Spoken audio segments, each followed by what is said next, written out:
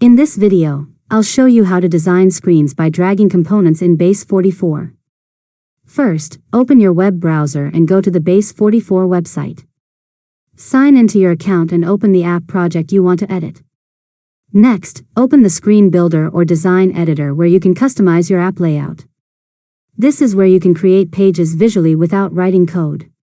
Now, choose the components you want to add from the component library. Drag elements like buttons, text blocks, images, forms, cards, tables, and menus onto your screen and place them where you want. After that, customize each component by selecting it and changing its settings. You can update text, colors, spacing, sizes, layouts, and other properties to match your app design. Next, organize your screen by adjusting the position of each component. Create sections, improve the layout, and make sure the design works well on different screen sizes. Finally, preview your app and test the new screen. Make any final adjustments until the design looks and works the way you want.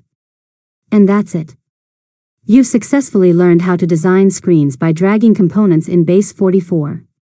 If you found this tutorial helpful, make sure to subscribe to Learn Mode Lab for more tutorials.